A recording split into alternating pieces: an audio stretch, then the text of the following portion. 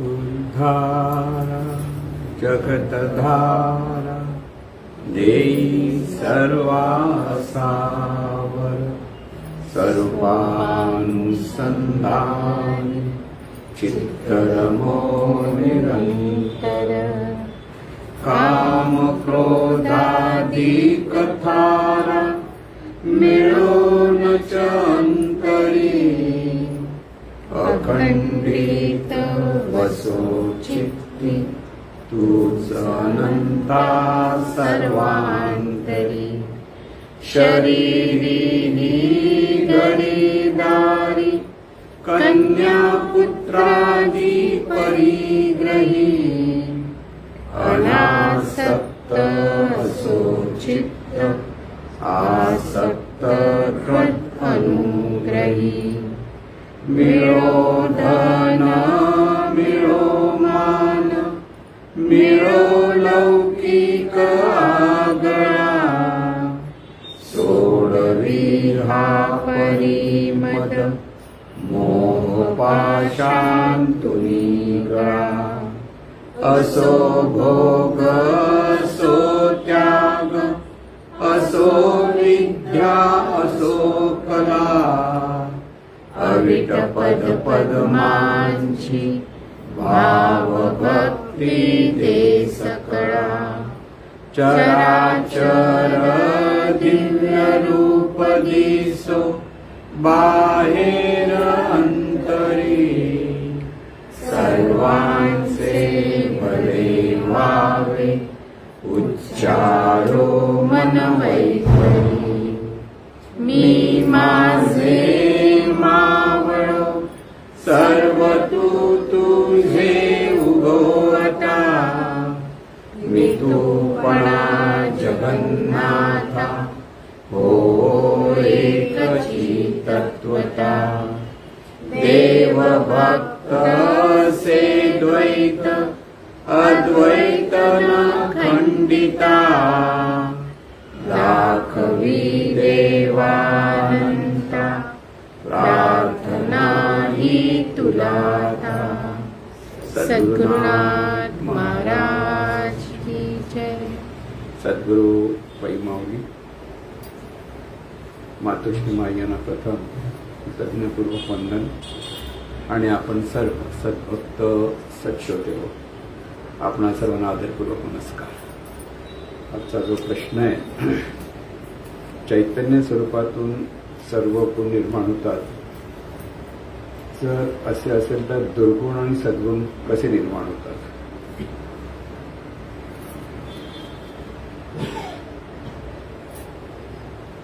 वैश्विक रचनेच्या संदर्भात आपण गेल्या वेळेला चिंतन करीत असताना एकाच चैतन्य स्वरूपातून ही विश्वनिर्मिती होते आणि ही विश्वनिर्मिती होते त्याला आपण अष्टविधा प्रकृती असं म्हटलं.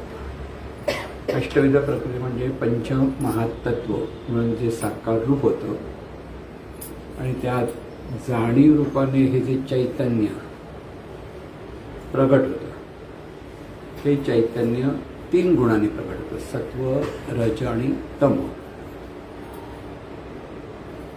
प्रत्येक ठिकाणी म्हणजे प्रत्येक जिथे जिथे जिवंतपणा आहे म्हणजे प्राणी मात्र असो पशु पक्षी असो किंवा मनुष्य तिथे हे 3 गुण असतात सत्व रज तम. आणि हे 3 गुण जे असतात हे 3 गुण आणि 5 पंचमहात म्हणून झाले 8 आणि त्यालाच आपण म्हणतो ही प्रत्येक निर्मिती अष्टविधा प्रकृती आहे. आणि ही अष्टविध प्रकृती असल्यामुळे इथे चैतन्य आता इथे कसा प्रश्न आहे की चैतन्य स्वरूप म्हणजे आपल्या ठिकाणी जो एक भाव असतो की दिव्यत्व आहे आणि त्या दिव्यत्वामध्ये दुर्गुण कसे निर्माण होणार हा प्रश्न असतो. पण चैतन्य स्वरूपाशिवाय जगात काहीच नाही म्हटलं ते दुर्गुण येणार कुठून. चैतन्य स्वरूपातून येणार ना. सद्गुण म्हणा किंवा दुर्गुण म्हणा. गुण म्हणताना आता सद्गुण कोणाला म्हणायचा आणि दुर्गुण कोणाला म्हणायचा हाही प्रश्नच आहे. एखादा सैनिक अगदी त्वेषाने लढतो तो आपल्या बाजूने तो सद्गुण आहे म्हणजे आपला सैनिक लढतो आणि समोरच्या बाजूने लढताना काय माणूस आहे असं वाटतं ना. कसा लढतोय बघा. म्हणजे दुर्गुण दुसऱ्या समोरच्याला तर दुर्गुण वाटतो, याला सद्गुण वाटतो. म्हणजे अशा प्रत्येक ठिकाणी प्रत्येक हे चैतन्य स्वरूप जे जाणीव रूपाने प्रकट. आता इथे महत्वाचा बोध घ्यायचा, चैतन्य स्वरूप देहाच्या ठिकाणी पंचमहातत्वाच्यामध्ये प्रकट होतं आणि त्यालाच आपण शरीर म्हणतो. म्हणजे मनुष्याचं शरीर, प्राणीमात्राचं शरीर, पक्ष्याचं शरीर, मुंगीचं शरीर, हत्तीचं शरीर, ही सगळी शरीरं म्हणजे जे जे साकार रूप आहे त्याला आपण शरीर म्हणतो, लक्षात घ्या. आणि तिथे जो जिवंतपणा असतो, ती जिवंतपणा म्हणजे ते चैतन्य स्वरूप जाणीव रूपाने तिथे प्रकट असतं, म्हणजे जाणणे रूपाने प्रकट असतं. म्हणजे तिथून ते जाणतं आणि ह्या जाणण्याला, ह्या तत्वामध्ये हे 3 गुण त्या ठिकाणी अंगीभूत असतात, सत्व, रज आणि तम. म्हणजे काही ठिकाणी सात्विकता अधिक असते, कुठेतरी राजसिकपणा अधिक असतो आणि दुसरं म्हणजे तामसिकपणा असतो. म्हणजे गेल्या वेळेला आपण ह्या अंगाने चिंतन केलेलं आहे. आणि त्यामुळे ही विविधतेने प्रगट होणं हा चैतन्य स्वरूपाचा स्वभाव आहे. आता मनुष्य देहाच्या ठिकाणी म्हणजे आपण मनुष्य आहोत आणि आपलं जीवन जर आनंदाने आपल्याला जगायचं असेल, सुख शांती समाधानाने जगायचं असेल, तर आपल्या ठिकाणी असलेल्या तामसिक गुणांवर आपल्याला बदल करायचा आहे. त्याचं रूपांतर राजसिक गुणामध्ये झालं पाहिजे. राजसिक गुणांचं रूपांतर सात्विकतेमध्ये झालं तर आपल्या जीवनाला एक पुरुषार्थ प्राप्त होतो. पुरुषार्थ म्हणजे जीवनाला अर्थ प्राप्त होतो. हे महत्त्वाचं लक्षात. जीवनाला अर्थ कधी प्राप्त होणार तर एखादा माणूस रोज भांडतोय, मारामाऱ्या करतोय, स्वतःला मारून घेतोय, इतरांना मारतोय, सगळं करतोय, त्या जीवनाला अर्थ नसतो. एखादा श्वापदाप्रमाणे जीवन जगतो आणि त्याला आपण म्हणतो काय, माणसाचं ते जीवन फुकट गेलं. म्हणजे जर उदाहरण बघायचं असेल तर वाल्या कोळी जर लोकांना मारतच बसला असता तर त्याला कोणी विचारलंच नसतं. वाल्या कोळीवर रामायण लिहिलंच गेलं नसतं. वाल्या कोळीमुळे रामायण झालं म्हणतात. त्या वाल्या कोळी वाल्मिकी झाला तेव्हा रामायण झालं. तर वाल्या कोळाकडे तो तामसी गुण होता आणि तामसी गुणातून तो सर्वांना मारायचा, लुटायचा आणि ह्या पद्धतीने तो जीवन जगत होता. बरं, त्याला ते वाईट वाटत होतं का? तसंही नव्हतं. त्याला आपलं चुकतंही कळत नव्हतं. म्हणजे बऱ्याच लोकांना, प्रत्येक माणसाने हा विचार, आपण चुकतो की बरोबर हे आपल्याकडे लक्षच नसतं. दुसरा चुकतो की बरोबर हे कळतं, पण मी चुकतोय की माझं चुकणं आहे याच्या, आणि चूक आणि बरोबर परिस्थितीवर अवलंबून असतं हे परत लक्षात ठेवायचं. प्रत्येकात चूक ही चूकच नसते. काही ठिकाणी ते बरोबर पण असू शकतं आणि काही वेळा जे बरोबर असतं ते दुसऱ्या परिस्थितीत चुकही असू शकतं. म्हणून परिस्थिती सापेक्ष म्हणजे परिस्थितीच्यावर अवलंबून असलेलं चूक आणि बरोबर त्या वेळेला प्रत्येक माणसाला कळलं पाहिजे. म्हणून तामसी गुण सैनिकाकडे असेल तर तो सद्गुण आहे, पण तामसी गुण प्रपंचात असेल, कुटुंबात, तर तो दुर्गुण आहे. म्हणजे एखाद्या घराचा माणूस जर एकदम भडक मात्याचा असतो, जरा काय झालं की हे आरडाओरडा करतो, हात उगारतो, काही करत असतो, अशा माणसापासून लोक लांबच पडतात. नको रे बाबा, असं होतं ना. म्हणजे घरातली माणसं पण लांब पडायचं बघतात आणि त्यांना पळता येत नाही एवढंच. म्हणजे पूर्वीच्या काळात, आजच्या काळात नाही. आजच्या काळात सरळ कोर्टावर नोटीस दिली जाते, नाही हा भडकू माणूस ह्याच्यावर नाही राहत. तर हा जो तामसी गुण हा असा असतो. म्हणजे तामसी गुण, सद्गुण कुठे असेल, जर सैनिक लढाई करायचं त्याला तर तो तामसी गुण त्याला आवश्यक आहे. तो सात्विक गुण माणूस जर लढाई करू शकणार नाही, कळलं ना, तो आपला शांतपणे बसेल तर हा समोरचा येऊन मारून पण निघून जाईल, असं होईल.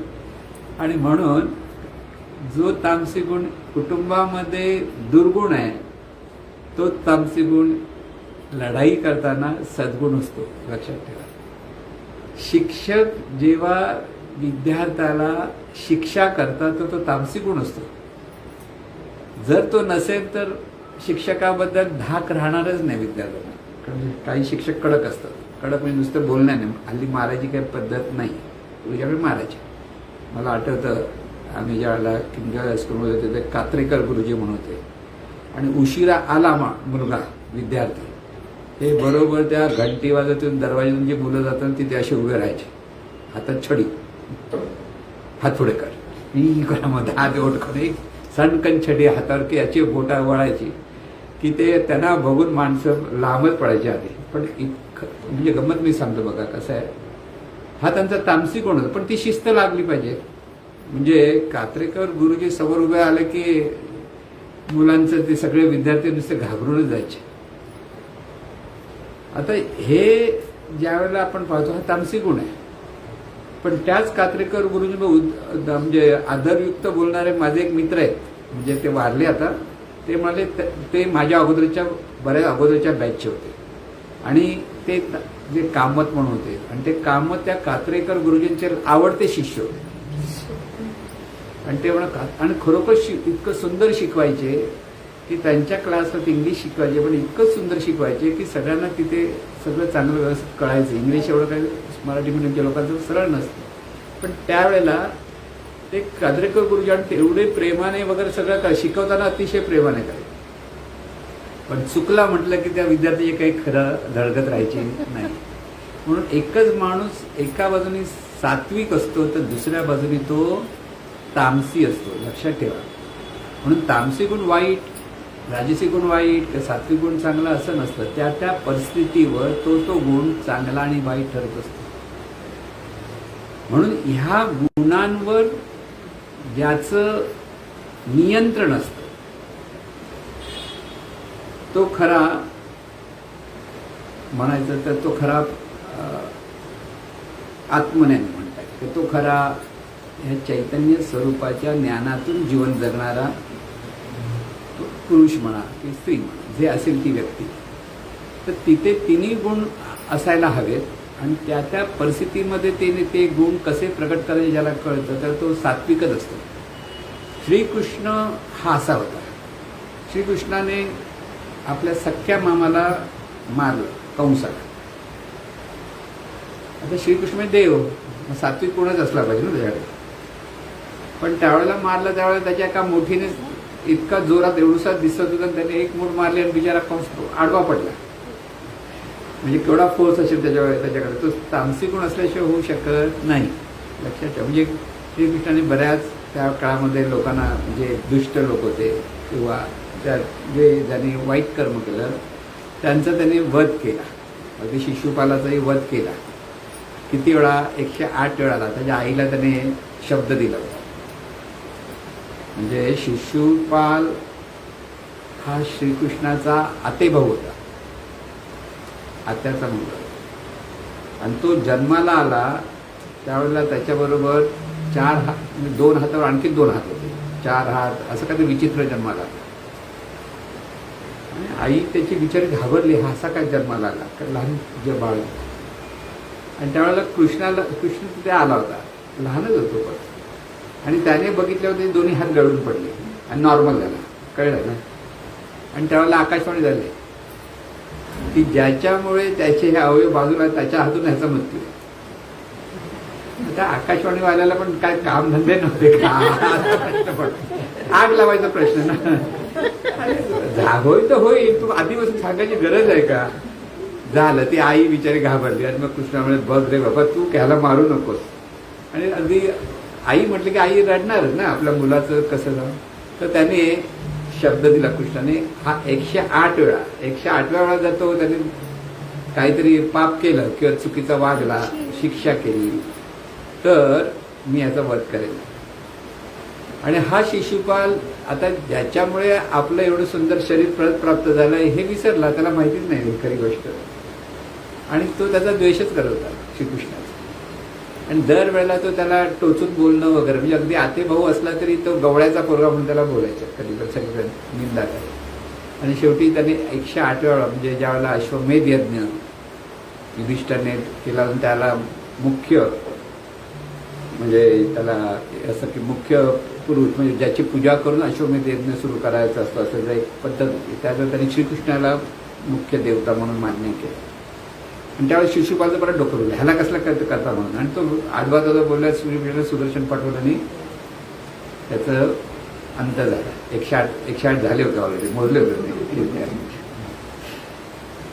हे सात्विक गुण आणि तामसिक गुण ह्या अंगाने सांगतोय. म्हणजे लक्षात घ्या, श्रीकृष्णाचं जीवन पाहिलं तर तो एका ठिकाणी अगदी राजसी होता, कधी तो सात्विक होता आणि कधी तो तामसी सुद्धा होता. तिन्ही गुणांवर त्याचं नियंत्रण होतं. उगीच रागवत नव्हता आणि उगीच काहीतरी बोलतो असंही नव्हतं. तर सगळं जीवन ह्या तिन्ही गुणांनी युक्त होतं आणि म्हणून तो गुणातीत होता. परत लक्षात, गुणातीत म्हणजे काय? तिन्ही गुणांवर ज्याचं नियंत्रण आहे. कोणताही गुण त्याचा नसतो, पण त्याला हवा तो गुण त्याच्याकडनं प्रकट होतो. आणि त्यासाठी हे जे गुण असतात ते आत्मज्ञानी पुरुषाकडे असतात. लक्षात ठेवा, सर्वसाधारणपणे असं नेहमीच असतील असं नाही. नाही तुम्ही मग दुर्वासाकडे काय होतं? दुर्वास म्हणजे भयंकर तामसी. पण त्या दुर्वासाच्या वरामुळे कुंतीला 5 पुत्र म्हणजे झाले, वर दिला होता. तो जो एक एक मंत्र दिला होता. सूर्यामुळे कर्ण झाला वगैरे सांगितलं, इंद्रामुळे अर्जुन झाला वगैरे, वायुतत्वाचं म्हणजे वायुदेवामुळे भीम झाला, असं हे सगळं सांगितलं जातं. ते वर सुद्धा दुर्वास ऋषीने कुंतीला, कारण कुंतीने त्यांची एवढी चांगली सेवा केली होती की ते एकदम खुश झाले. आणि तो दुर्वास जराशी शकुंतला इकडे तिकडे बघत त्यामुळे शाप देऊन मोकळा झाला. कळलं ना? असो, हे तामसी आणि सात्विक गुण कसे निर्माण होतात ते आपण सांगतो आहोत. म्हणून चैतन्य स्वरूपातून विविध गुण प्रगट होणं हा चैतन्य स्वरूपाचा धर्म आहे. लक्षात ठेवा, स्वभाव आहे. धर्म म्हणजे स्वभाव. आणि हे जे चैतन्य स्वरूप, म्हणून चैतन्य स्वरूप मुळात ते चैतन्य स्वरूप, आणि त्या चैतन्य स्वरूप देहरूपाने प्रकट होतं. म्हणजे पहिलं जे निर्गुण निराकार स्वरूप आहे ते चैतन्य स्वरूप सगुण निराकार असतं. म्हणजे असणेपणाची तिथे जाण घेतली जाते आणि त्या असणेपणाच्या जाणीवेतून त्याच तत्वामध्ये जी विविध रूप निर्माण झाली, म्हणजे साकार रूप झाली, विश्वरूप. हे विश्वरूप एका चैतन्य स्वरूपाची रूप आहे. म्हणजे हे ज्याला जर खरोखर समजलं तर तिथे आपण आणि परमेश्वराचा संबंध काय हे व्यवस्थित समजून घेता येईल. लक्षात घ्या, आपण ह्या चैतन्य स्वरूपाची रूपं आहोत. प्रत्येक जण, प्रत्येक माणूस, गरीब श्रीमंत, लहान मोठा असं काही नाही. जे जे निर्माण झालेलं आहे ते ह्या चैतन्य स्वरूपातून निर्माण झालेले आहे. म्हणून आपण ज्या वेळेला म्हणतो तर आपण मुळात जाणीव रूप आहोत. आणि ही जाणीव देहाच्या आधारे जीवन जगतो, देहाकारातून जीवन जगतो. त्याला आपण आता आपल्या मनुष्य देहाच्या अपेक्षा आपण मनुष्य आहोत म्हणतो. हत्तीच्या अपेक्षा तो हत्तीचा देह तर हत्तीचा, मुंगीचा देह तर मुंगी. म्हणजे जाणीव एकच म्हणजे एकाच चैतन्य स्वरूपाची विविध स्फुरण जी निर्माण होते. प्रत्येक स्फुरण म्हणजे जाणीव. जसं सूर्याचं प्रत्येक किरण म्हणजे त्या प्रकाशाचं स्फुरण असतं आणि त्याला आपण किरण म्हणतो. तसं ह्या चैतन्य स्वरूपाचं प्रत्येक रूप म्हणजे विश्वरूप म्हणतो आपण. विश्वरूप म्हणजे आता सर्व माणसं, सोप्या भाषेत सांगितलं प्रत्येक माणूस हे चैतन्य स्वरूपाचं रूप आहे. तो कोणत्या जातीचा, धर्माचा, पंथाचा तिथे संबंध नाही. कारण हे सगळे गोष्टी माणसाने निर्माण केल्या. कोणी जात, धर्म, पंथ हे माणसाने निर्माण केले. चैतन्य स्वरूपातून आलेल्या मुलावर कोणता ठप्पा लागलेला नसतो. म्हणजे कोणतं लहान मुल म्हणजे लहान मुल, म्हणजे ते चैतन्य स्वरूपाचं ते रूपच असतं. तिथे आई वडील त्या मुलावर आपल्या जातीचा, धर्माचा म्हणून त्याचं त्याच पद्धतीने त्याला वाढवतात वगैरे. तो संस्कार त्याची ते होत असतं. म्हणून मुळात प्रत्येक रूप हे चैतन्य स्वरूपाचं आहे.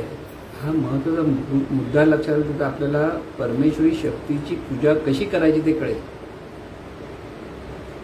की जिथे रूप आहे ते तिथे स्वरूप आहे हे समजून घेता पाहिजे.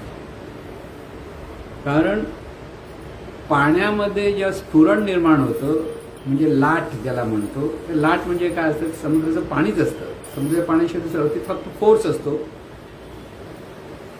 आणि प्रत्येक लाट ही समुद्रच असते समुद्राकडनं पाहिजे. किंवा प्रत्येक किरण हा सूर्याचाच असतो. सूर्यापेक्षा तो वेगळा राहू शकत नाही. तसं प्रत्येक रूप हे चैतन्य स्वरूपाचं आहे.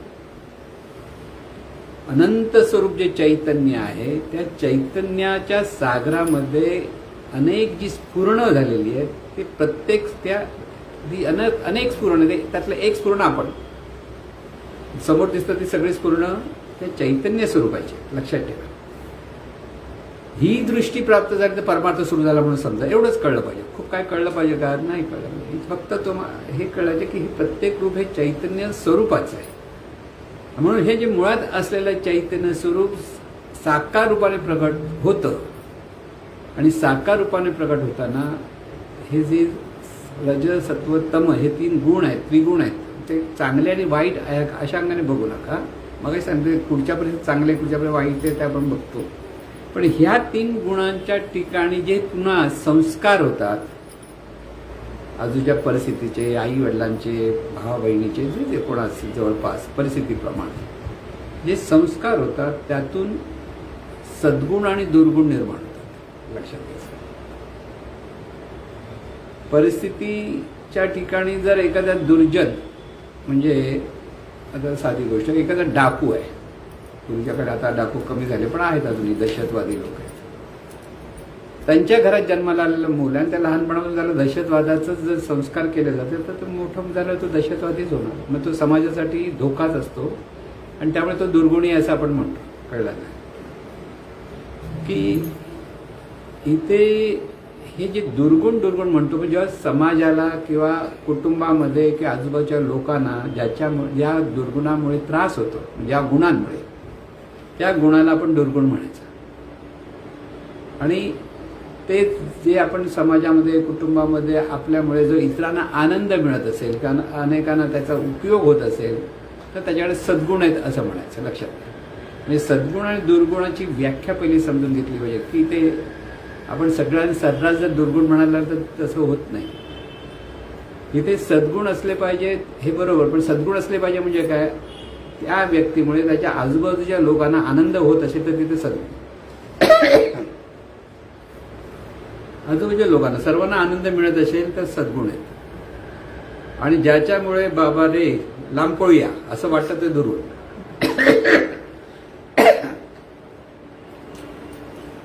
म्हणून एकच चैतन्य स्वरूप आहे, पण त्या चैतन्य स्वरूपातून विविधतेने हे गुण निर्माण होतात.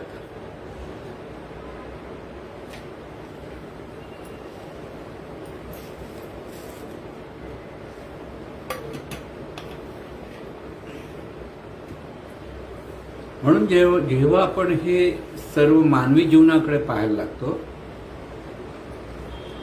तर रावणाकडे दुर्गुण आहे म्हणतो आपण, रामाकडे सद्गुण आहे आपण. जिथे सद्गुण आहे तिथे देवत्व आहे हा भाव ते लक्षात येतो. बघा, लक्षात ठेवा. आणि जिथे दुर्गुण आहे तिथे आपण देवत्व आहे म्हणत नाही. त्यामुळे चैतन्य स्वरूपातून जे जे निर्माण झालं आहे तिथे प्रत्येक ठिकाणी जीवभावातून ही जाणीव जीवन जगते आणि त्या जीवभावातून असलेल्या जाणीवेकडे सद्गुण आणि दुर्गुण दोन्ही निर्माण होत असतात संस्काराप्रमाणे. तर प्रभू रामचंद्रांकडे सद्गुण होते, कारण सर्वांना त्यांच्यामुळे त्यांचं म्हणजे जीवन जर पाहिलं तर अगदी सद्गुणातून ते जीवन जगले. म्हणजे अगदी सीतेला पळवली तरी रावणापर्यंत श्रीलंकेमध्ये जेव्हा ते गेले तर त्यांनी परत रावणाला निरोप पाठवला, अरे आम्हाला काही लढाई नाही करायची, तू आमच्या सीताला परत दे, सीतेला परत दे, मी परत जातो. म्हणजे तिथे अजिबात त्या रावणामधील द्वेष नव्हता किंवा राग नव्हता, काही नव्हतं. पण रावण कसला ऐकेल तर बरा, कोणाचं ऐकत नव्हतं. म्हणजे अहंकार होता आणि अहंकारातून दुर्गुण प्रगट होतो. पहिलं ज्याच्याकडे अधिक अहंकार तिथे अधिक दुर्गुण, ज्याच्याकडे कमी अहंकार तिथे सद्गुण. कारण जोपर्यंत जीवभाव आहे म्हणजेच अहंकार आहे. लक्षात घ्या, अहंकार म्हणजे अहंकाराने वागणं, मदोन्मत्त होणं, हा त्या अहंकाराचं एक वेगळं रूप आहे, ते दुर्गुण आहे. पण देहभाव हा मुळात सूक्ष्म अहंकार आहे आणि त्या सूक्ष्म अहंकाराच्या अधिष्ठानावर जर चांगले संस्कार झाले तर एखादी व्यक्ती सद्गुणातून जीवन जगते. म्हणून आपल्याकडे जी थोर मंडळी आहेत की ज्याने अध्यात्माचा अभ्यास केलेला नसतो पण अतिशय विद्वान आहेत, अतिशय सत्कर्म करणारी असतात, त्यांच्याकडे आपण सद्गुण आहेत म्हणून म्हणतो. कारण समाजाला ते उपयुक्त ठरतात, लोकांना ते उपयुक्त ठरतात अशी मंडळी. म्हणून त्यांना आपण त्यांचं सद्गुण आहेत त्यांच्याकडे. आणि जी मंडळी आहे ज्यांच्याकडे ते लोकांना त्रासदायक ठरत आहेत, समाजाला धोकादायक ठरत आहेत, त्यांच्याकडे आपण दुर्गुण आहे म्हणतो. म्हणजे एखाद्या दहशतवादी आहेत की आता गुंड म्हणतो आपण, त्यांच्याकडे कसं असतं, दुर्गुण असतात. पण आता प्रत्येकाकडे दुर्गुण असतात का असं बघायला गेलं तर तसंही नसतं. इतरांसाठी तो दुर्गुणी माणूस घरातल्या लोकांसाठी सद्गुणी असतो की नाही. आपल्या घरातल्या माणसांसाठी चांगला वागतो, बाहेर मात्र तो वेडा वाकडा वागतो. कधी कधी उलट असतं, बाहेर चांगला वागतो, घरी वेगळा वागतो. हे सगळं ही चैतन्य शक्तीचा स्वभाव आहे. संस्कार आणि संस्कारातून आपल्याला आपल्या हिताचं काय हे माणसाला कळलं पाहिजे. म्हणून इथे हा अभ्यास आहे जीवनाचा. म्हणून सद्गुण आणि दुर्गुण ज्याला आपण म्हणतो ते संस्काराप्रमाणे होतात.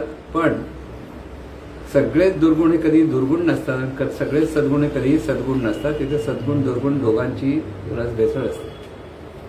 श्री प्रभू रामचंद्र सद्गुणी होते 100%, बरोबर ना. पण सीतेला वनवासात पाठवलं, त्यांना सद्गुणी कसं म्हणायचं. बघा कसं असतं. म्हणजे जिच्याकडून अग्निपरीक्षा करून घेतली, अग्निपरीक्षेत पण ती पास झाली, तरी एका धोब्याने नाव ठेवल्यावर लगेच नापास करून पाठवून दिला. मग त्याला आपण म्हणायचं का, तो शहाणपण म्हणायचं का. आजच्या काळात शहाणपण नाही म्हणत, पूर्वीच्या काळात असेल. पण आजच्या काळामध्ये कोर्टात गेली असती सीता. खरं सांगतो. आणि आताच्या रामाला तुरुंगात जावं लागलं असतं. जर 14 वर्ष आला, अजून द्या 14 वर्ष जा. म्हणजे कसं असतं, काळानुसार सद्गुण दुर्गुण बदल झाला, कळलं ना. आणि म्हणून इथे सतत लक्षात ठेवायचं की आपल्याला जीवनाकडे अशा पद्धतीने पाहता आलं पाहिजे की ज्याच्यातून आपणही आनंदात राहता आलं पाहिजे आणि इतरांनाही आनंदात ठेवता आलं पाहिजे. म्हणून ह्यासाठी नेमकं काय करायचं. सद्गुण सद्गुण म्हणत असताना हे सद्गुण आपल्याकडे प्रगट होण्याचा जो बोध आहे तो लक्षात घ्या. सर्वांशी आपण आपल्या बाजूने चांगले संबंध ठेवणं हा सद्गुण आहे. समोरचा माणूस चांगला वागतो की वाईट वागतो, त्याप्रमाणे जी आपण प्रतिक्रिया देतो ती प्रतिक्रिया कदाचित ती दुर्गुणाच्या बाजूला झुकलेलं असेल. म्हणून येईल त्या परिस्थितीचा शांतपणे स्वीकार करणं लक्षात घ्या. परिस्थिती अनिष्ट असेल इष्ट असेल, दोन्हीचा अगदी शांतपणे स्वीकार करता आला पाहिजे. चांगली आहे वाईट आहे काय असेल ते, कारण ती परिस्थिती आपल्या हातात नसते. त्या परिस्थितीला सामोरं कसं जायचं, तिथे त्या परिस्थितीतून सतत चांगल्या गोष्टी कशा निर्माण झाल्या पाहिजे, तिथूनही तिथे आपल्याला आनंदात कसं राहता आलं पाहिजे, असं ज्याला कळतं तो माणूस सद्गुण. जो मनुष्य असेल जो ह्या पद्धतीने करेल तो सद्गुणी आहे. आणि ज्याला ही परिस्थितीचा स्वीकार करता येत नाही तो पटकन जो प्रतिक्रिया देतो, आणि ती प्रतिक्रिया बऱ्याच वेळेला दुर्गुणाच्या बाजूला कललेली असते. कारण अंतर्मनामध्ये जर सहजपणे सुसंस्कार नसतील, सहज संस्कार म्हणतो की सहजपणे हे सद्गुण नसतील तर ते सहजपणे प्रतिक्रियापणे प्रगट होत नाहीत. म्हणजे सद्गुण नसते तर सद्गुण प्रगट होणार नाही, ते दुर्गुणच प्रगट होणार. आणि दुर्गुणच प्रगट होणार असं ज्यावेळेला आपण म्हणतो, त्यामुळे हे जीवन जे आहे हे असंच चाललेलं आहे. म्हणजे आपण जे सगळे रामायण पाहतो, महाभारत पाहतो, की कृष्णाच्या सगळ्या लीला म्हणतो, इथे सद्गुण आणि दुर्गुणांचीच लढाई आहे सगळीकडे. महाभारत हे सद्गुण आणि दुर्गुणांची लढाई आहे. दुर्गुण 100 आहेत, सद्गुण 5 आहेत. पण ह्या 5 बरोबर जर एक श्रीकृष्ण असेल तर दुर्गुणांवर तो विजय मिळू शकतो. हा त्याच्यातला बोल आहे. आता श्रीकृष्ण कोण? विवेक. महत्वाचा मुद्दा लक्षात घ्या. सद्गुण दुर्गुण जेव्हा आपण म्हणतो ना, 5च सद्गुण आहेत, दुर्गुण 100 आहेत. त्यामुळे मेजॉरिटी दुर्गुणांची असते. म्हणजे अंतर्मनात, आपल्या अंतर्मनात, प्रत्येकाच्या अंतर्मनात सद्गुण कमी असतात, दुर्गुण भरपूर असतात संस्कारातून. पण सद्गुरू कृपेने जर हा विवेक तिथे जागृत झाला, म्हणजे सद्गुरूंच्या ज्ञानातून, सद्गुरूंच्या संगतीतून, तर हे सद्गुणांचं वजन वाढतं आणि दुर्गुण बाजूला जातं. म्हणजे कौरवांचा पराभव होतो आणि सद्गुणांचा विजय होतो.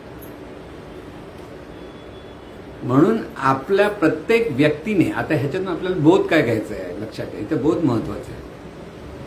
आपल्याकडे किती दुर्गुण आहे आपल्याला माहीत नाही, कारण सत्व रज तम प्रत्येकाकडे असतात. परिस्थितीनुसार वर खाली होतात. कधी आपण रागाने चिडतो, भांडतो, म्हणजे काय असतं, तामसी झालेलो असतो, कळलं ना.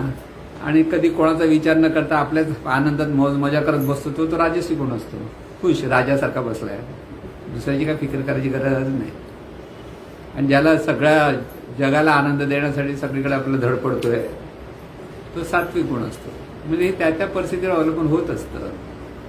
आणि म्हणून इथे व्यक्तीने ह्या तिन्ही गुणांकडे त्याचं लक्ष पाहिजे. मग ह्या तिन्ही गुण त्याच्याकडे असायलाच हवेत, नसतील असंही चालता कामा नाही. कारण कधीतरी तामसिक गुण म्हणजे थोडासा समोरच्याला प्रेशर, की समोरच्यावरती चांगल्या गोष्टीचा प्रभाव होण्यासाठी थोडंसं कठोर पण असावं लागतं. अगदीच कठोर नसे, सगळे अगदी मिळमिळीत असे तर काय होतं, कोणी टपली मारायला तयार असते.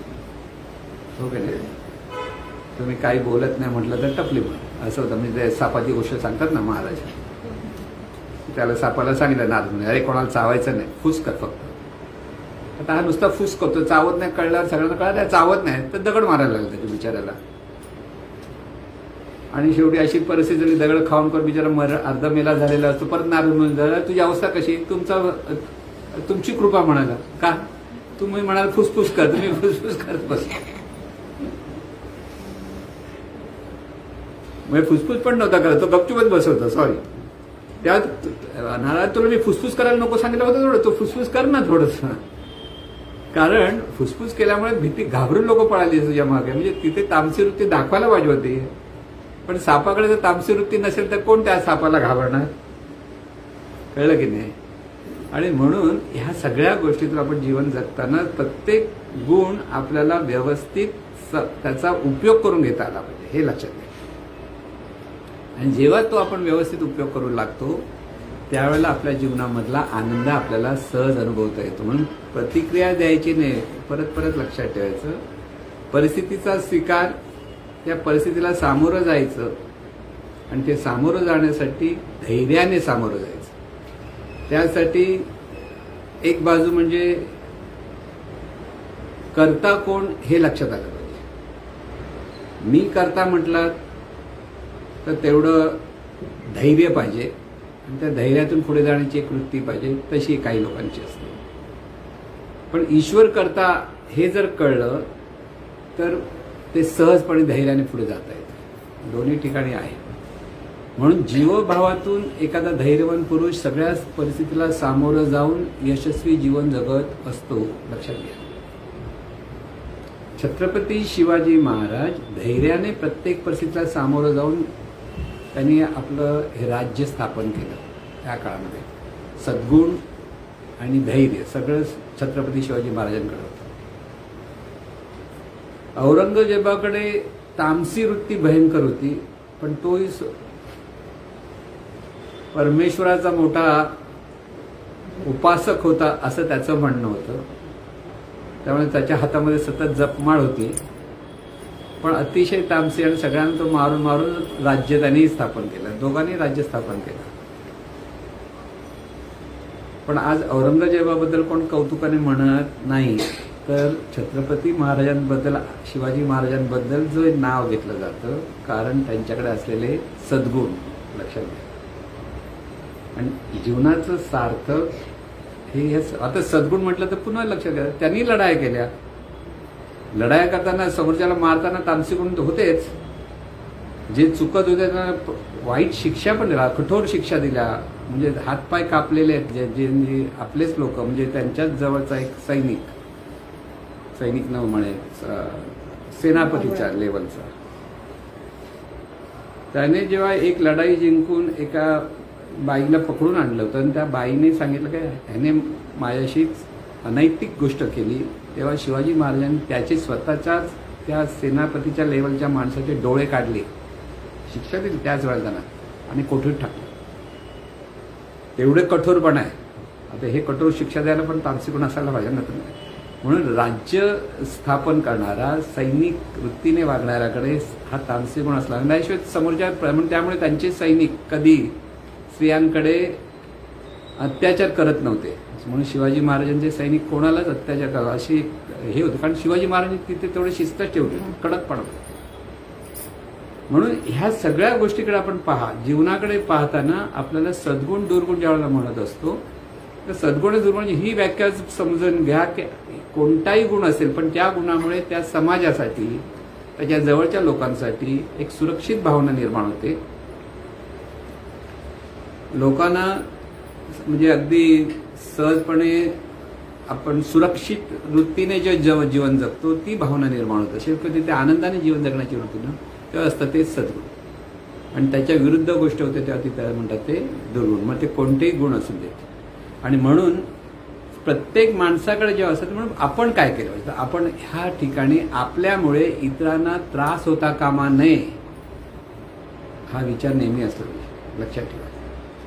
मला आठवतं मी ज्यावेळेला प्रथम स्कूटर चालवायला घेतली होती, म्हणजे स्कूटर घेतली तेव्हा माझ्या मनात पहिला विचार आला की आपल्या गाडी खाली मुंगी पण मरता कामा नाही. आता किती मुंग्या मेल्या की ना मेला माहीत नाही, पण विचार लक्षात घ्या. आपल्या गाडी खाली म्हणजे मुंगी पण मरता म्हणजे कोण माणूस पण गाडी खाली येता कामा नये असं सरळ त्याचा अर्थ. पण ती जी भावना असते तर त्या भावनेतून तुमची विचार करण्याची पद्धत, बोलण्याची पद्धत किंवा आचरणाची पद्धत त्याच पद्धतीने वळते. म्हणजे मुळात आपल्याकडे हा सद्भाव असला पाहिजे. सद्गुण हा सद्भावातून निर्माण होतो आणि सद्भावातून जेव्हा निर्माण होतो ती सद्भाव सद्भावना रूपाने निर्माण होते आणि सद्भावनेतून विचार उच्चार आचार सगळं तयार होत असतं. म्हणून प्रभू रामचंद्रांकडे तो सद्भाव होता म्हणून त्यांना प्रभू रामचंद्र म्हणतात. रावण अतिशय विद्वान होता, तपस्वी होता. लक्षात घ्या. रावण राक्षस म्हणून राक्षस नाही म्हटलं. राक्षस म्हटलं तर राक्षस म्हणजे त्याची आई होती ती राक्षस कुळातली होती. त्यावेळेला कुळ असेल आपल्याकडे कसं आता ह्याचं कुळ त्याचं कुळ मग तसं.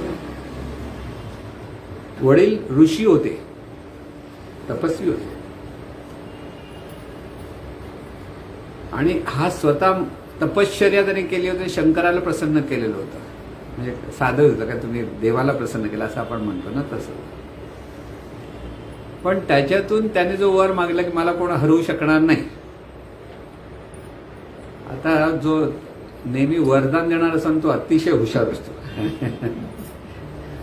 की त्याला वाटलं आता तो म्हणाला तुला फक्त माणसापासून भीती राहणार नाही, बाकी कोण तुला मारू शकणार नाही, देव बी कोण तुला हरवू शकणार. मग चालेल म्हणाला. कारण तर माणूस काय मारणार म्हणा. म्हणून तो प्रभू रामचंद्र जो भगवंत होता तो माणूस म्हणून झाला. तो कधीच म्हणाला मी देव आहे. तो म्हणून नाही मी माणूस आहे. का तो माणूस आहे म्हटल्याशिवाय तो रावणाला मारू शकत नव्हता. त्याचं वरदान होतं म्हणून. म्हणजे बघा कशा युक्त्या वापरतात. आणि परत त्या बिचार एवढा हुशार रावणाला पण शेवटी मरण हे पत्करावंच लागतं. म्हणून सद्गुण दुर्गुणातून दुर्गुणामुळे रावणाचा घात झाला. लक्षात ठेवा. त्याच्यात बायकोने समजवलं, विभीषणाने समजवलं, पण तो कोणाचा ऐकायला तयार नव्हता. म्हणजे तो अहंकार तयार होता की त्याला कोण हरू शकत नाही, त्याला कोण मारू शकत नाही. त्याच्याकडे इतका मोठा अहंकार होता. जरी सगळ्या कलेने युक्त असलेला विद्वान असलेला रावण अहंकारामुळे तो दुर्गुण त्याच्याकडे निर्माण झाले आणि त्याने स्वतःच्या जीवनाचा घात केला. ऐश्वर्यवंत होतं. म्हणजे सोन्याची लंका म्हटली जायची. म्हणजे ऐश्वर्य होतं. सोन्याची लंका कोणी बांधली होती माहितीये का? कुबेराने बांधली. कुबेराने कोणासाठी बांधली होती? पार्वतीसाठी बांधली. आणि ती लंका रावणाने पळवली. त्याने स्वतःकडे दान. गोष्टी अशा एक पुराणातल्या की अरे हे होतं का. म्हणून ही सद्गुण दुर्गुणाची लढाई आहे. थोडक्यात काय आपण जीवनाकडे जेव्हा पाहतो सगळं सामाजिक जीवन आजच्या जीवनामध्ये पण ही लढाई सगळीकडे ते सद्गुणांची दुर्गुणाची. म्हणजे एखादा सद्गुण म्हणणारा माणूस पण दुर्गुणी असतो की तो दुर्गुण व्यक्त करत असतो. म्हणून आपण आजकाल राजकारण पाहतो, समाजकारण पाहतो, सगळीकडे बघा सद्गुण आणि दुर्गुणांची लढाई आहे सगळीकडे. आणि म्हणून आपण आपले व्यक्तिगत पातळीवर आपल्या स्वतःकडे व्हायचं. सगळीकडे असू देत तो असा करतो, तो तसा करतो, असू दे बाबा. तू काय करतोस? तुझ्याकडे हे सद्गुणातूनच तुला जीवन जगायचं आहे, हे ते तुला ठाम राहायला पाहिजे. तर तुला देवाची पूजा करतो असं म्हणता येईल. ना तर एखादा देवाची पूजा करतो आणि दुर्गुणी आहे, काहीच उपयोग नाही. परत सांगतो, रावणाने युद्ध करण्यापूर्वी शंकराची पूजा केली, कारण तो शंकर भक्त होता. प्रभू रामाने सुद्धा वाळूचं लिंग बनवलं आणि त्याची पूजा केली. तर शंकर कोणाची बाजू राहायची का ना घ्यायची का असं. शंकराने कोणाचीच बाजू घेतली नाही. ज्याचं सत्कर्म होतं किंवा सद्गुण होते त्याचा विजय झाला, ज्याचं दुष्कर्म दुर्गुण होतं त्याचा पराभव झाला. साधं आहे. म्हणून सद्गुणाचा कधी विजय होतो आणि दुर्गुणांचा शेवटी पराजयच होतो, हे पहिलंच लक्षात. हे वैश्विक नियम जेव्हा आपण लक्षात ठेवतो ना, म्हणून जेव्हा जीवनाकडे तुम्ही कधी पहा जिथे दुर्गुण असेल ना, तर सुरुवातीला वाटतं रे तो विजयी होतोय की ते असं होतंय, पण ते काही काळासाठी असेल. पण चक्र असं बदलत जातं आपोआप की तिथे सद्गुणांचाच विजय दिसतो आणि दुर्गुणांचा विजय होत नाही. म्हणून आपल्या सामाजिक जीवनामध्ये, वैश्विक जीवनामध्ये, कौटुंबिक जीवनामध्ये सद्गुणांची कास धरण्यात शहाणपण आहे. आता सद्गुणांची कास म्हणजे परत आपल्यामुळे कोणाला दुःख होता कामा नये. जाणीवपूर्वक कोणाला दुःख देऊ नका, जाणीवपूर्वक कोणाला तरी उलटा सुलटा शब्द बोलू नका की त्यामुळे त्याचं मन दुखवेल. लक्षात घ्या, कारण आपण पटकन तोडून टाकतो कोणाला. अजिबात शब्द तसा येता कामा नये. म्हणून उच्चारच सतत नेहमी म्हणतात ना, महाराज कसे म्हणायचे, जिभेवरती जिलबी पाहिजे, डोक्यामध्ये वरती बर्फ पाहिजे. बरोबर ना? म्हणजे बर्फ म्हणजे शांत राहशील आणि गोड बोलशील. आता एवढं बोलायला आपल्याला काय कठीण आहे का? पण नाही. तुम्हाला हे आपल्याला जाणीवपूर्वक करावं लागतं. लक्षात, आपोआप होत नाही. सद्गुण प्रगट होण्यासाठी अभ्यासच करावा लागतो. चांगल्या लोकांच्या संगतीतच राहावं लागतं आणि जाणीवपूर्वक त्या गोष्टी शिकाव्या लागतात. शिवी द्यायला शिकावी लागत नाही, ओवी म्हणायला शिकवायला लागतं. लहान मुलांकडे खेळताना बघा, मुलं एकमेकांचं ऐकून लगेच शिवी द्यायला तयार होतात, पण त्याला ओवी म्हणायला शिकवा. 10 वेळा सांगता त्याच्या लक्षात येत नाही का? तर तिथे लक्ष होत नाही, कारण सद्गुणाकडे वळणं हा मनाचा स्वभाव नसतो. लक्षात घ्या, त्याला दुर्गुणाचा आवड. आणि म्हणून आपण पिक्चर बघतो ना, त्याच्यात नुसतं असे छान छान गोड गोड बोलतात ते पिक्चर चालत नाहीत. साधे ना, मिळमिळीत म्हणतात जे, पण मारामारी आहे. हा याचा द्वेष करतोय, तो त्याचा द्वेष करतोय, हा मारतोय, तो जो आले मग. आणि सगळे साऊथ इंडियन पिक्चर मॅक्झिमम ते असतात. असा तो हिरो मारतो एकेकाला की असं काय याच्याकडून कुठून बळ येतं माहीत नाही. म्हणजे अमानवी पद्धतीने. आणि त्याचे चाहते भरपूर, ते पिक्चर भरपूर चालतात, कारण तो एक फटका मारला की अशा 10 फूट उंच उडतो. आता मला काय कळत नाही, म्हणजे बघणाऱ्याला पण डोकं नाही, अरे एवढं उडू शकतो का माणूस, पण बघणार बरं, वा वा मस्त मारलंय. आणि असे पिक्चर भरपूर चालतात. म्हणजे माणसाला आवडतं काय, हे मारामारी केलेली, एकमेकांवर काहीतरी वाईट परिस्थिती केलेले, हे सगळं जे माणसाला आवडतं तर त्याच्या मनाचा भाग असतो. पण चांगलं अगदी गोड प्रेमाने बोलतायत, सगळ्या आनंदाने राहत आहेत, असा जर पिक्चर तो जास्त, ह्याच्यात काय पिक्चर बरोबर वाटत नाही. कारण माणसाला चांगलं बघायला आवडत नाही, त्याला असं वाईट काहीतरी विचित्र बघायला आवडतं, कारण त्याच्या तो मनाचा स्वभाव झालेला असतो. संस्कार महत्वाचे. म्हणून चैतन्य स्वरूपातून दोन्ही गोष्टी निर्माण होतात. म्हणून ज्या चैतन्य स्वरूपातून सद्गुण प्रगट होतात, म्हणजे जसा देवभावाचा अभ्यास व्हायला लागला, देवभावातून जेव्हा ही जाणीव तिचं जीवन जगते, त्यावेळेला असतात ते सद्गुण असतात. आत्मज्ञानी जी व्यक्ती असेल, स्त्री असो पुरुष असेल, तिच्याकडनं जे गुण प्रगट असतात ते सद्गुणच असतात. लक्षात घ्यायचं, त्याच्यामागे ईश्वरत्वाचा तो अधिष्ठान असतं. त्या ईश्वर म्हणजे देवभावातून सद्गुण प्रकट होत असतात. मग ते तामसी, राजसी किंवा सात्विक तिन्ही असतील, पण ते सद्गुण असतात, कारण ते समाजाच्या हितासाठी असतात किंवा त्या दुसऱ्या व्यक्तीच्या हितासाठी असतात. पण जीवभावातून कुसंस्कार असेल तर बहुतांशी माणसाच्या ठिकाणी दुर्गुण प्रगट होतात.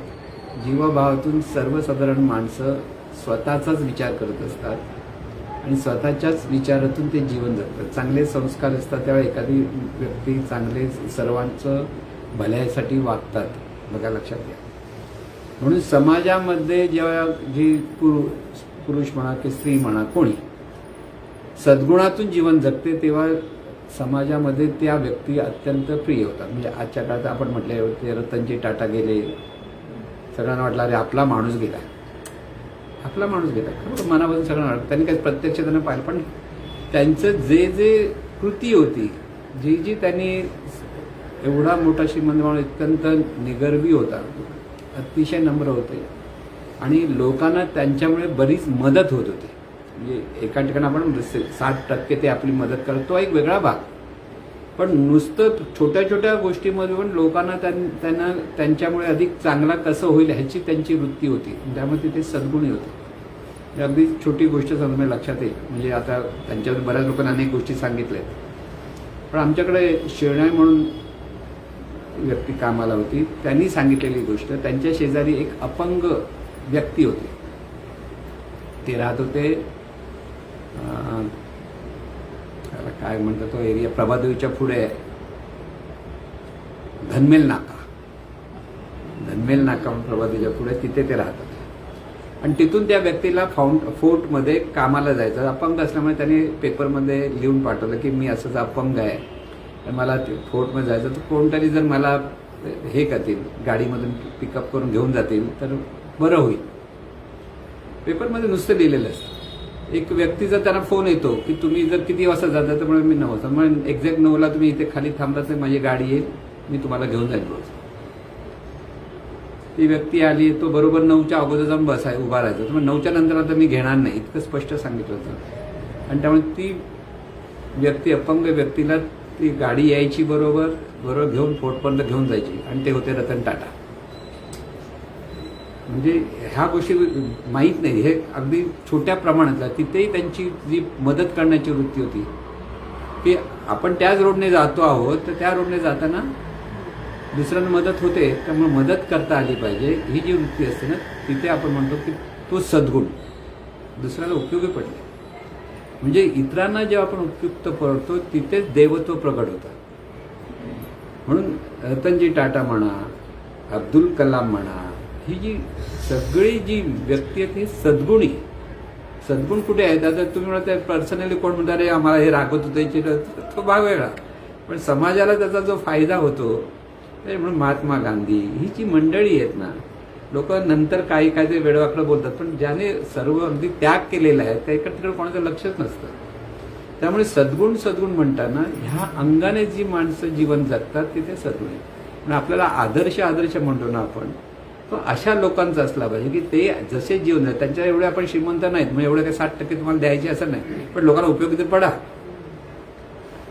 जेवढं आपल्याकडनं मदत होईल तेवढी आपल्याकडनं व्हायला पाहिजे, ही जर वृत्ती आपल्याकडे असायला लागेल तर आपण सद्गुणी असतो. म्हणून सद्गुणांची काळ जातात. लक्षात घ्या, आपल्यामुळे लोकांना आनंद मिळाला पाहिजे, लोकांना त्यांच्या जीवनात मदत झाली पाहिजे, जितकी आपल्याकडनं होईल तितकी. म्हणजे अगदी काही मंडळ तर अगदी त्यागवृत्तीने खूप मदत करतात, प्रत्येकाचा पिंड वेगळा आहे, पण प्रपंच सांभाळून जेवढं म्हणून आपल्याला लोकांना आनंद देण्यासाठी जे जे करता आलं पाहिजे ते केलं तर तो सद्गुण आहे. आणि त्याच्या विरोधात जे आपण करतो तो सगळा दुर्गुण आहे. म्हणजे सद्गुण दुर्गुणाची व्याख्या जर समजली तेवढी समजली तरी पुष्कळ आहे. म्हणून ही आदर्शवत जी मंडळी आहेत त्यांचं जे कार्य आपण पाहतो ते सद्गुणी आहे. आणि सद्गुणी असल्यामुळे इथे आपल्याला तिथे सद्गुण म्हणजे कोणते? परस्पर इथे नम्रता पाहिजे, कृतज्ञता पाहिजे, इतरांचं कौतुक करण्याची वृत्ती असली पाहिजे. सद्गुण आहे. कौतुक करता आलं पाहिजे. लोकांना कौतुक करता येत नाही. मध्ये आता सुंदर एक क्लिप आली होती, खरी मला आवडली ती क्लिप. एका गाडीतून दोघं नवरा बायको जात आहेत, तर ते एक फुलवाली मुलगी फुलं घ्या म्हणून आली. तर त्याच्या पत्नी स्त्री होती, तिने विचारलं कितीला फुल? ती म्हणाली 10 रुपयाला. तर ते म्हणते एक फुल. तर नवरा बघत तो म्हणा नाही तू सर्व गुच्छ घे. तर ती म्हणा त्याने नवऱ्यानं सगळं गुच्छ कितीला? तर ते म्हणा 80 रुपयाला. घे 80. ते म्हणा आपल्याला काय करायचं, मला एक फुल वाच झालं. नाही तू घे. आणि 100ची नोट दिली आणि त्या मुलीला जा तू घेऊन जा. बायकांना तसं आवडत नाही ना फुकटचा खर्च करायला. गाडीत बसली होती, अरे एवढा खर्च करायचा नाही तू घे बघ. तिला आवडलं नाही मग ती चूप बसते. आता नवऱ्याच्या समोर कधी कधी बोलता येत नाही ना, बऱ्याच वेळेला असं पण होतं ना. ते कोणते त्यांच्या सोसायटीमध्ये कधी वॉचमन बसत ते गाडी थांबवलं, दे एक फुल. त्या वॉचमनला फुल दिला आणि वा तू चांगलं काम करतो मग तुला हे मी फुल देतो. तो वॉचमन असं नुसतं बघतच बसला की असं कोण त्याला फुल देत नाही ना, गुलाबाचं फुल कोण कोणाला दे. वॉचमनला दिलं तर काय होणार. आणि तर तेवढं त्यामुळे हे देऊन काय केलंस तू बघ त्याच्याकडे मागे जाऊन परत तर फुलाकडे कसा बघत बसला असेल की त्याची कदर कोणीतरी केली हे ज्याला वाटतं त्यावेळेला त्याला तो आनंद होतो. आपल्याला आपण लोकांची कदर केली पाहिजे. आपल्याला ती कदर नसते ना, कोण हा एवढं करतो तेवढं करतो. तर तो म्हणाला की हे मी शिकलो कारण माझ्या बॉसने मला शिकवलं म्हणून. म्हणजे त्यांनी परत झालं तो म्हणजे त्याचा बॉस ते कामावर होता जिथे तो नवरा होता तो. त्याचे बॉस तिकडे आले आणि त्याने म्हणाले अरे तू किती वर्ष आहे माझ्या कामात. पण हाय 12-1 वर्ष होता. थँक्यू त्यात काय थँक्यू म्हणे 12 वर्ष. म्हणजे तुझ्यामुळे ही कंपनी तुझा पण हातभार लागला ना, कंपनी वाढली म्हणून मी तुला थँक्यू. आणि मग एक चॉकलेट काढून दिलं आणि ते चॉकलेट स्वतःकडे ठेवलं होतं परत. म्हणजे त्याला आपलं कौतुक केल्याचा खूप आनंद झाला. कारण काम तर सगळेच करतात हो, पण त्याची कोणीतरी कदर केली, आपली किंमत दिली ही माणसाला आवडते. म्हणजे हा सद्गुण आहे, लक्षात ठेवा. म्हणून त्याने सांगितलं की इथे तू ही जी फुलं आहे ती आता तुम्ही बाकीची फुलं बघ असे कोण कोण भेटतील त्यांना आपण हे फुल दिलं की त्यांना कसा आनंद होतो. तर बघ एक फुल देऊन किती आनंद होतो. मग शेवटी बायकोने आयडिया केली हे तुम्हाला काय फुल तो म्हणतो का तुझ्यासारखा नवरा मला मिळणार नाही म्हणून तुझं कौतुक. मग त्याने तिचं माझ्याकडे येते हे तुला तुझ्यासारखी बायको मला मिळणार नाही म्हणून ते कौतुक. म्हणजे इथे आनंद बघा कसं आहे छोटीशी गोष्ट, पण जेव्हा आपण एकमेकाची ज्या कदर करतो, कदर करणं कौतुक करणं वेगळं आणि कदर करणं वेगळं लक्षात ठेवा. तो हा कदर जेव्हा म्हणून प्रत्येक माणसाने समोरच्या माणसाची जेव्हा त्याचं कदर म्हणजे त्याची कदरला दुसरा अर्थ काय रिस्पेक्ट बरोबर नाही आदर व्यक्त करतो की तुझ्याबद्दल तू जे करतो त्याची मला जाणीव आहे असं जे आपण म्हणतो ना तर त्या व्यक्तीला आवडतं. आणि हे सद्गुण आपल्याकडे असले पाहिजे लक्षात ठेवा. म्हणजे सद्गुण म्हणतो ना म्हणजे कौतुक नुसतं कौतुक नाही. खरोखर एखादा माणूस काम करतो तर मुद्दाम आपल्याला सांगता आलं पाहिजे की खरोखर तुझं कौतुक आहे, तू एवढं छान काम करतोयस. आणि त्या पद्धतीने जेव्हा आपण इतरांशी संबंधित राहतो त्याच्यातून आपल्या जीवनातही आनंद निर्माण होतो, समोरच्याही जीवनाचा आनंद. म्हणजे इथे कसं आहे संबंध हे असे असतात की इथे आपण कसे एकमेकाशी वागतो त्याप्रमाणे एकमेकाबद्दल आपले विचार आपल्या भावना या सगळ्या असतात. पण जो सद्गुणी असतो त्याच्याकडे हे सगळ्यांबद्दल तसाच तो भाव असतो. तो समोरच्या तुमचा कौतुक करो न करो हा मध्ये तुमच्याबद्दल आदर व्यक्त करेल, सन्मान व्यक्त करेल. आणि हे आपल्याला शिकायचं लक्षात शिकायचं ते जीवन जगताना आनंद द्यायचा म्हणजे काय प्रत्येकाचं आपल्या मनामध्ये आदरयुक्त त्याची जो काही जो आपल्यासाठी काम करतो त्याबद्दल आपल्या मनामध्ये कृतज्ञता असली पाहिजे. तर त्याच्याबद्दलचा एक आदर असला पाहिजे. आणि असं जेव्हा असते त्यावेळेला त्या कुटुंबामध्ये त्या समाजामध्ये चांगला समाजही तयार होतो आणि चांगलं कुटुंबही तयार होतं. म्हणून एकमेकाबद्दल आदर व्यक्त होणं हे फार महत्त्वाचं असतं. आणि हे गुण सद्गुण म्हणतो ते हे. आणि हेच माणसाला खूप पैसे दिले तर वाईट चांगला वाईट नसतो. एखाद्या आपल्याला खूप मदत करतोय आपण हा चांगला आणि तो सगळ्यांच्या समोर आपला अपमान केला तर आपण कसला माणूस. पण एखादा मदत नाही करत पण सगळ्यांच्या समोर मान देतोय तर आपण त्यातच खुश होतो. कारण माणसाला सन्मान हवा असतो लक्षात ठेवा. मग तो जीवभावात असो की शिवभावात असो. सन्मान जेव्हा आपण एकमेकाचा करतो त्याच्यातून आपण एकमेकाला आनंद देतो आणि त्या आनंदातून आपलं जीवन जगतं. मग आनंद मिळवण्यासाठी खूप काही करावं लागत नाही. म्हणून घरामध्ये पण मुलांचं कदर केली पाहिजे आई वडिलांनी. का कारण त्या लहान मुलांनाही आपला सन्मान हवा असं वाटत असतं. त्याला एकसारखं जण त्याला तुला काही कळत नाही तुला काही हे होत नाही असं नका म्हणून. तुला चांगलं कळतंय की तू हुशार आहेस चांगला आहेस हेच सांगत राहिलं पाहिजे. आणि त्याची जीवनाकडे दृष्टी वळवली पाहिजे की तू कसा आनंदाने जीवन जगेल. म्हणून प्रत्येकामुळे हे जीवन चाललंय. सगळे जीवन आपलं वैश्विक जीवन सामाजिक जीवन जे म्हणतो आपण ते प्रत्येक व्यक्तीचा तिथे सहभाग आहे. आणि प्रत्येकामुळे आपल्या जीवनामध्ये आपण प्रगती साधत असतो. म्हणून जे जे आपल्या जवळचे आहेत त्यांची सगळ्यांच्याबद्दल आपण कृतज्ञपूर्वक आदरपूर्वक जेव्हा आपण आपल्यातून आपण काही गोष्टी त्यांना सांगायला लागतो तर आपले चांगले संबंध आपण जोडायला लागतो. आपले भावना चांगल्या जे प्रकट होतात तिथून आपले चांगले संबंध जोडतो. म्हणून सद्गुण हेच की ज्याच्यातून तुम्हाला आनंद देता येईल, ज्या गुणांमुळे, आणि त्या गुणांमुळे आपण सगळे आनंदाने राहू, खरं सद्गुण असतो. म्हणून चैतन्य स्वरूपाचा स्वभाव आहे त्याचा चांगला उपयोग करून घेता आला पाहिजे. कारण तू चैतन्य स्वरूपच आहेस.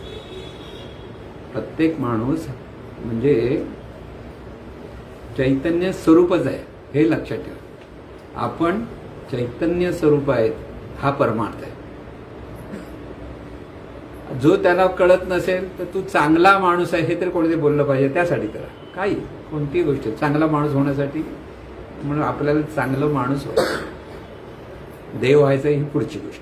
पण पहिल्या गुणातून चांगला माणूस झाला पाहिजे. आणि ह्या चांगला माणूस म्हणजे तो सद्गुणी आहे. सद्गुण झाला असे सद्गुण सर्वांकडे प्रगट होत अशी सद्गुरूचरणी प्रार्थना.